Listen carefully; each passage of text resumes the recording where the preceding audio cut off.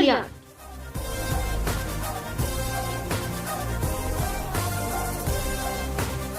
ఈ పేరు చెబితే ఒక వైబ్రేషన్ వస్తుంది. తెలుగు సినీ పరిశ్రమని గత 4 దశాబ్దాలుగా ఏలుతున్న చిరంజీవి తమ్ముడిగా సినీ ఇండస్ట్రీకి అక్కడ అమ్మాయి ఇక్కడ అబ్బాయిగా పరిచయమైన పవన్ కళ్యాణ్ నటించిన రెండో సినిమా తొలి ప్రేమ జాతీయ అవార్డు దక్కించుకోవడంతో ఆయనను పవర్ స్టార్ గా మార్చింది. తనకంటూ ఒక ఇమేజ్ సంపాదించుకుని అంచెలంచెలుగా ఎదిగిన తమ్ముడు గబ్బర్ సింగ్ గా మారి తన అభిమానులతో క్రేజ్ సంపాదించుకున్నారు. తెలుగు చలనచిత్ర రంగంలో వెంకటేష్ తో కలిసి గోపాల గోపాల మల్టీ స్టారర్ సినిమాతో ట్రెండ్ సెట్ చేసిన పవన్ కళ్యాణ్ తరువాత దగ్గుబాటి రాణాతో భీమ్లా నాయక్ గా ప్రేక్షకుల ముందుకు వచ్చారు. దీంతో పాటు వరుస సినిమాలు ఓకే చేస్తూ అటు రాజకీయం ఇటు సినిమాల్లో హవా నడిపిస్తున్నారు. గతంలో అన్న స్థాపించిన ప్రజారాజ్యం కోసం అహర్నిశలు కష్టపడిన పవన్ కళ్యాణ్ కొన్ని కారణాల వల్ల ఆ పార్టీ కనుమరుగైపోవడంతో చిన్నతనం నుంచే సమాజం పట్ల అవగాహన పెంపొందించుకున్న పవన్ కళ్యాణ్ జనం కోసం కదిలి వచ్చి జనసేన పార్టీ స్థాపించారు.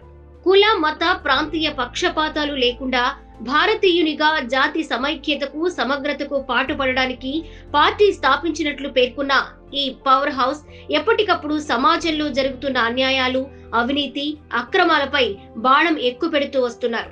ఎంతమంది ఉన్నారనేది ముఖ్యం కాదు, ఎవడున్నాడనేదే ముఖ్యం అన్నట్లుగా జన సైనికుడిగా రాజకీయ రంగంలో చక్రం తిప్పుతున్నారు. తనదైన శైలిలో జనాన్ని మేల్కొల్పుతున్నారు. ఎన్నో అవమానాలు, ఒడిదుడుకులు ఎదుర్కొని నేడు ఆంధ్ర రాజకీయాలలో పెను మార్పులకు కారకుడయ్యి సమాజ స్థాపన కోసం తన వంతు కృషి చేస్తున్నారు. రాష్ట్రంలో వైఎస్ జగన్ పాలనపై పూర్తి స్థాయిలో విరుచుకుపడిన పవన్ కళ్యాణ్ పార్టీలందరినీ ఏకం చేసి వైసీపీని ఓడించడంలో కీలక భూమిక పోషించారు. కేంద్రంలోని నరేంద్ర మోదీతో ఉన్న సాన్నిహిత్యం కారణంగా బీజేపీ, తెలుగుదేశం, జనసేన కలిసి కూటమిగా ఏర్పడి వైసీపీని మట్టి కరిపించారు. ఇందులో పవన్ కళ్యాణ్ పాత్ర కీలకమని అందరికీ తెలిసిన విషయమే. తనను అత్యధిక మెజారిటీతో గెలిపించిన పిఠాపురం నియోజకవర్గ ప్రజలను ఎప్పటికీ మర్చిపోలేని ఆయన చేసిన వ్యాఖ్యలు బట్టే అర్థమవుతుంది. ఎదిగిన కొద్దీ ఒదిగి ఉండే ఆయన మనస్తత్వం. ఆయన పుట్టినరోజు సందర్భంగా పిఠాపురం నియోజకవర్గ మహిళలకు ప్రత్యేక బహుమతిని అందిస్తున్నారు. అందుకు తగ్గ ఏర్పాట్లు కూడా పూర్తి చేస్తున్నారు.